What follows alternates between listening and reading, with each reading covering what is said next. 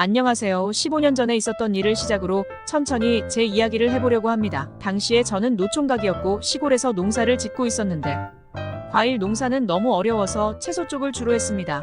제가 주로 농사를 짓던 건 대추였는데 배추 가격이 지금처럼 비싸지 않아서 그때 당시만 하더라도 그렇게 큰 돈을 벌 수는 없었습니다. 그래도 땅이 넓어서 나름대로 먹고 살만한 수준으로는 농사가 잘 됐던 것 같아요. 가지고 있는 땅이 워낙에 넓은 편이다 보니 이 모든 걸 혼자 하기가 당시에는 상당히 벅찼습니다. 그래서 안 되겠다 싶어서 마을 사람들에게 서로 품앗이를 하며 부탁을 하려고 했는데 마을 사람들조차도 서로 자신의 농사일이 바쁜 터라 그마저도 어려운 상황이었죠. 그래서 저는 어쩔 수 없이 일당을 주고 일하는 사람을 고용하기로 마음먹었습니다. 그래서 고용업소에 전화해서 일주일 정도 사람이 필요한데 사람 한 명만 보내줄 수 있냐고 물어보니까 농사 쪽은 남자들이 안 가려고 한다면서 아줌마 한 명을 보내준다고 하더라고요. 일당도 비싸게 줘야 하던데 아줌마들도 일을 잘하냐고 물어보니까 걱정하지 말라고 말하며 똘똘한 사람으로 보내줄 테니까 일당이나 두둑하게 챙겨달라고 말하더군요. 그래서 그날 바로 수확을 도와주러 아줌마 한 명이 왔고 그 아줌마는 오자마자 통통하게 익은 배추들을 보면서 배추들이 정말 탱탱하게 잘 익었다면서 속이 꽉 차서 맛있을 것 같다는 말을 하더라고요.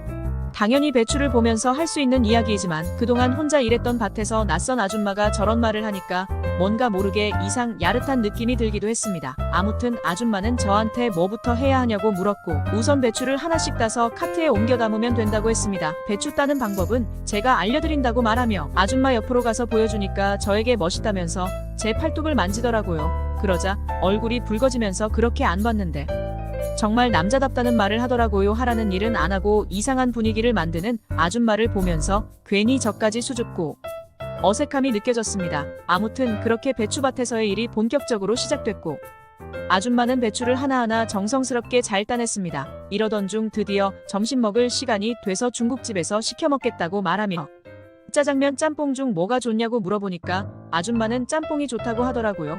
그렇게 저희는 짬뽕 하나 짜장면 하나 시켜서 배추밭 근처에서 점심을 먹었는데 짬뽕이 너무 안 맵다면서 고추 있으면 좀 달라고 하더라고요. 저는 순간적으로 뜨끔했지만 한켠에 고추도 조금 기르고 있었기 때문에 하나 따서 줬는데 고추가 아주 큼직하게 좋다면서 제 눈을 똑바로 쳐다보면서 말하더라고요. 이 아줌마의 모든 행동과 말이 뭔가 좀 애매하게 다가오는 것 같았습니다.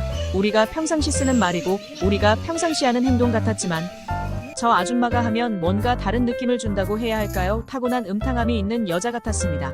그러다 보니 괜히 별것도 아닌 것 가지고 이상하게 느끼기도 하고 기분이 야릇해지면서 어떨 때는 긴장돼서 땀까지 흘릴 정도였습니다. 그렇게 점심을 먹고 다시 일을 시작했는데 뜬금없이 아줌마가 저에게 휴대폰으로 드라마를 볼 수 없냐고 물어보더라고요.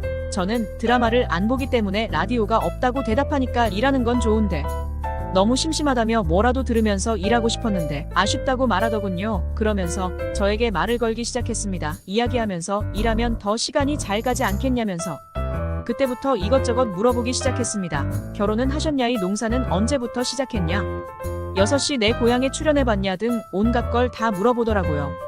조금씩 대답을 해주니까 어느 순간부터 그 아줌마는 저에게 대답하기 곤란한 질문들까지 쏟아내기 시작했습니다. 왜 그 나이 되도록 결혼을 못했냐고 물어보는데 혹시 남자로서 문제가 있는 게 아니냐는 말까지 서슴없이 하더라고요.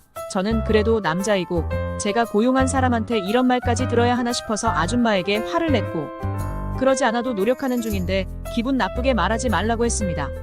비록 노총각일지라도 아무래도 실제 결혼은 해야 할 것 같다는 생각이 들어서 이곳저곳 수소문해봤지만 농촌으로 결혼해서 오려는 여자는 없었다고 말했습니다. 아줌마는 저에게 요즘 여자들은 대부분 그렇다고 하지만 자기는 농촌으로 시집 오는 것도 나쁘지 않다고 생각한다며 자기도 농촌에 시집 왔지만 결혼에 실패하여 지금은 혼자라고 말하더군요. 그러면서 아줌마는 그런 외국인 아내랑 결혼할 생각은 안 해봤냐고 하며 요새 그게 대세라고 하더라고요. 지금은 국제결혼이 조금 시들해지긴 했지만 그때 당시만 하더라도 국제결혼이 정말 유행이었습니다. 많은 농촌 남자들이 외국인 아내를 맞는다고 말하길래 나는 아줌마에게 그러지 않아도 나도 외국인 아내라도 맞이해볼까 해서 국제결혼에서 주관하는 베트남으로 잠시 떠난 적이 있었다고 말했습니다. 그곳에 가서 정말 마음에 맞는 베트남 여자라도 만나서 결혼을 해야겠다고 생각했는데 제가 점 찍어놓은 베트남 여자를 같이 갔던 연마을 노총각이 뺏어가듯 했다고 말하니 아줌마는 나에게 참 답답하다면서 용감한 자가 미인을 얻는 거 모르냐며 그때는 먼저 더 적극적으로 다가갔어야 한다고 말하는 겁니다. 그래서 저는 솔직히 여자들은 너무나 어려운 존재라고 말하며 농사일이나 해봤지 여자들에게는 어떻게 대해야 하는지 아무것도 모르겠다고 말하니까 아줌마가 갑자기 주위를 살피더니 그럼 어떻게 대해야 되는지 한번 몸소 가르쳐줘도 되겠냐고 하는 겁니다. 그래서 저는 그 모습에 놀라 대체 뭘 어떻게 하실 거냐고 하길래 아줌마는 제 어깨에 손을 올리고 제 주변을 돌더니 살금살금 다가와서 어느새 아줌마 얼굴이 제 얼굴과 맞닿으려는 그 순간이 되어버렸습니다. 저는 당황해서 눈을 감아버렸는데 아줌마가 어서 눈 뜨라며 저를 툭툭 치기 시작했고 깜짝 놀란 저와는 다르게 아줌마는 별것도 아닌 거에 왜 그러냐고 하더라고요. 여자를 안 만나본 티가 난다면서 이렇게 숙맥처럼 행동하면 여자들이 싫어한다는 조언을 해주더라고요. 그리고는 이내 아줌마가 자기는 어떠냐면서 이렇게 봐도 그쪽이랑 10살 정도밖에 차이 안 날 것 같다면서 자기는 충분히 저한테 시집와도 잘할 자신 있다고 하는데 저도 한참을 고민하게 되더라고요. 이걸 고민하는 제 모습을 보면서 스스로 자존심도 상하고 너무나도 짜증났습니다. 갑작스레 저한테 시집을 오겠다는 그녀의 말에 모든 게 다 빠르게 힘을 합치는 느낌이 들었거든요. 저는 그런 아줌마의 질문에 아무런 말도 제대로 하지 못했고 어느덧 오늘 일은 거의 마무리가 됐습니다. 아줌마는 저에게 내일은 다른 아줌마가 올 수도 있다고 말하며 일당을 받아갔고 저는 집에 와서 자꾸만 그 아줌마 얼굴이 아른거리더군요. 그리고 왠지 모르게 다음 날도 그 아줌마가 왔으면 좋겠다고 생각을 했죠. 그리고 드디어 다음 날이 되었고 저는 어제 왔던 아줌마를 기다리고 있었는데 오늘은 그 아줌마가 아닌 다른 아줌마가 왔습니다. 이 아줌마는 정말 말없이 일만 열심히 하다가 갔고 다른 아줌마들도 그렇게 기억에 남는 분이 없었습니다. 그렇게 거의 일주일이라는 시간이 흘렀고 드디어 마지막 날이 됐습니다. 오늘은 정말 처음에 왔던 그 아줌마가 다시 오기만을 바랐는데 하늘이 제 기도를 들어주셨던 건지 정말 그 아줌마가 다시 나타났습니다. 그러면서 나에게 잘 있었느냐고 말하며 우리는 신나게 농사일을 해나갔습니다. 곰곰이 생각해보니 저도 저 아줌마가 마음에 들었고 마지막 날이니까 기념이라고 제가 술도 한잔하자고 제안을 했습니다. 왜 그런 생각이 들었는지 모르겠지만 진짜 이 아줌마랑 평생 이렇게 일해도 재미있겠다는 생각이 들었어요. 일을 마무리하고는 저희 집 평상에 앉아서 그 아줌마와 함께 술을 마시게 되었고 술을 먹고 많이 취했는지 한방에 들어가서 부부처럼 같이 자게 됐습니다. 이른 아침에 저희 집에 놀러온 옆집 부부가 저의 잠을 깨우더니 같이 한방에서 자고 있던 아줌마도 부스스한 상태로 따라 나온 것이었습니다.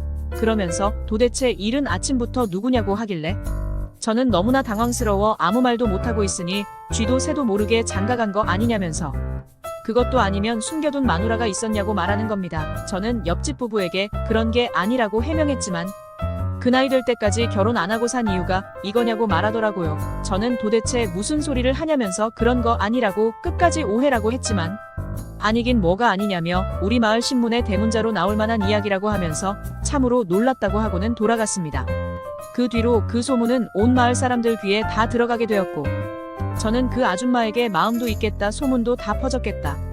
그리하여 그 아줌마랑 미래를 약속하게 되는 지경까지 이르게 됐죠. 사실 잘 맞았거든요. 우리는 연상연하 커플이지만 일을 할 때도 손발이 잘 맞고 밤에도 잘 맞았습니다. 얼마나 잘 맞았냐면 대추밭에서 일을 하다가도 서로 마음만 맞으면 바로 사랑을 하기도 합니다. 이 얘기가 벌써 15년 전 이야기이고 우리 부부에게 태어난 첫째 아이가 벌써 중학생이 됐으니까 세상 돌아가는 것 참 빠르다고 생각합니다. 그리고 이렇게 배추 농사를 지으면서 평생 혼자 살 것만 같았고 그리고 내 짝은 없을 것 같아서 멀리 베트남까지 떠났던 적도 있었지만 역시나 옛말 그대로 집신도 짝이 있다고 하더니만 저에게도 짝은 있었고 그 짝은 마치 저에게 눈처럼 다가오더라고요. 비록 나이 차이는 좀 나지만 그래도 워낙에 성격도 좋고 착해서 나이는 숫자에 불과하다는 생각이 많이 나고요. 그뿐만 아니라 아직까지도 우리 부부는 금술 하나는 최고라고 생각합니다. 오늘의 사연은 여기까지입니다. 구독과 좋아요는 큰 힘이 됩니다. 좋은 하루 보내세요.